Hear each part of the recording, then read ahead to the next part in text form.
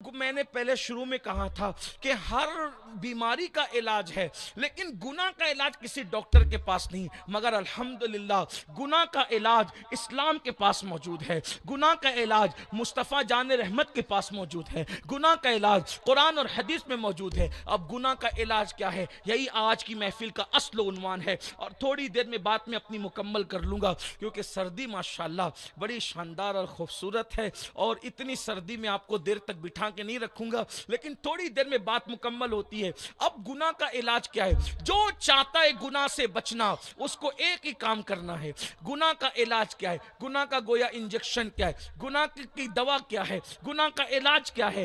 گناہ کا علاج ایک ہے، قرآن میں میرا اللہ فرماتا ہے ان الصلاۃ تنہا عن الفحشاء والمنکر، بے شک نماز ہر برائی سے اور بے حیائی سے روک دیتی ہے۔ یعنی اگر تم نماز پڑھو گے تو خود بخود گناہوں سے رکتے چلے جاؤ گے۔ نماز کی برکت سے آدمی کے دل میں گناہ کی نفرت پیدا ہوتی ہے۔ ارے نماز تو بہت بڑی بات ہے، اگر آپ صرف ہمیشہ باوضو رہنے لگے تو آپ کا دل چمکنے لگتا ہے، آپ کے دل میں انوار برسنے لگتے ہیں۔ باوضو رہنے کی برکت یہ ہے تو نماز کی برکت کیا ہوگی؟ میرے آقا علیہ السلام فرماتے ہیں جو وضو کے اندر ہے وہ اللہ کے قلعے میں محفوظ ہے۔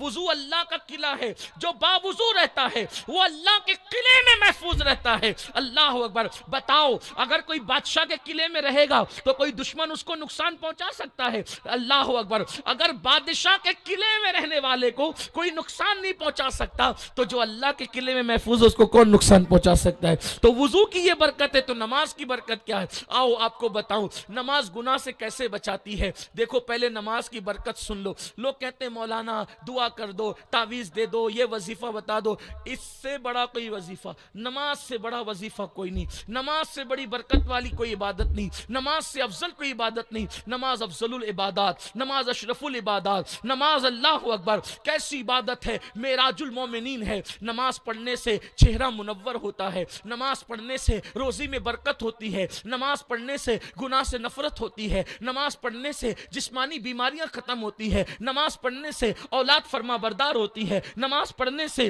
اللہ اکبر گھر میں رونق آتی ہے، نماز پڑھنے سے اللہ اکبر انسان کے لیے لوگوں کے دلوں میں محبت پیدا ہوتی ہے، لوگوں کے دلوں میں پیار پیدا ہوتا ہے۔ نماز پڑھنے سے دشمن بھی دوست بنتے ہیں، نماز پڑھنے سے بری نظر کا اثر لوگوں پہ نہیں ہوتا۔ نماز کی برکت یہ ہے کہ اللہ اکبر جب نماز پڑھنے والا نماز پڑھتا ہے تو جب اس کو موت آئے گی تو اتنی آسانی سے موت آئے گی۔ نمازی کو موت اتنی آسانی سے آتی ہے جیسے دودھ پیتا بچہ ماں کا دودھ پیتے پیتے سو جاتا ہے اور اس کے منہ سے ماں کا سینہ نکل جاتا ہے، اس کو خبر بھی نہیں ہوتی۔ تو جیسے بچے کے منہ سے ماں کا پستان نکلے اور بچے کو خبر نہیں ہو نیند میں، ایسے ہی نمازی کی روح نکلتی ہے، اس کو خبر بھی نہیں ہوتی۔ ایک مقام پہ فرمایا جیسے آٹے سے بال آسانی سے نکل جاتا ہے ویسے نمازی کی روح آسانی سے نکل جاتی ہے، بہت آسانی سے اس کو موت آتی ہے۔ اور جو نمازی ہوتا ہے اس کی قبر کا حال یہ ہوتا ہے کہ اس کی قبر جنت کے باغوں میں سے باغ بنا دی جاتی ہے۔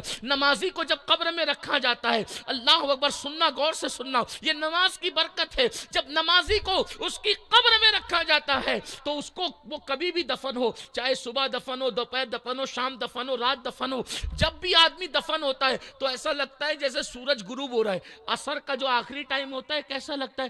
قبر میں جب آدمی جاتا ہے تو اس کو ایسے ہی لگتا ہے، ایسے ہی لگتا ہے نمازی کو، تو یعنی سورج غروب ہو رہا ہے۔ تو وہ کیا کرتا ہے، وہ فرشتے آتے ہیں، منکر نکیر دو فرشتے ہیں، وہ جو سوال کرتے ہیں منکر نکیر، تو وہ جیسے ہی اٹھتا ہے، وہ نماز کی عادت ہوتی ہے تو وہ کہتا ہے ارے میری نماز جا رہی ہے، عصر کا ٹائم جا رہا ہے، پہلے بعد میں بات کریں گے، پہلے نماز پڑھنے دو۔ تو یعنی کہ قبر میں جب وہ یہ منظر دیکھتا ہے سورج غروب ہونے کا اور نماز کا سچا پابند ہوتا ہے، ریاکار نہیں ہوتا، تو اس کو ایسا لگتا ہے میں نے تو ابھی نماز نہیں پڑھی، میں اس ہنگامے سے نکل کے آیا، تو کہتے ہیں ارے بعد میں بات کریں گے، پہلے نماز پڑھنے دو۔ جیسے ہی نماز کے لیے کھڑا ہونا چاہتا ہے دونوں کہتے ہیں ہمارا کام کیا، اس نے تو ہمارے سارے سوالوں کا جواب ایک جملے میں دے دیا۔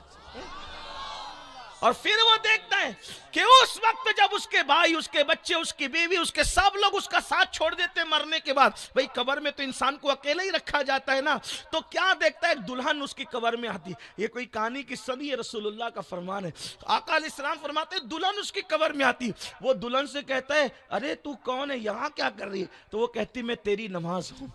دلہن کی شکل میں آج تیرا دل بہلانے آئی ہوں. جب میرا ٹائم آتا تھا تو سب کو چھوڑ کر کے عبادت کے لیے آ جاتا تھا. آج تجھے سب نے چھوڑ دیا تو میں تیرا دل بہلانے کے لیے آئی ہوں. اب قیامت تک یہی تیرے ساتھ رہوں گی.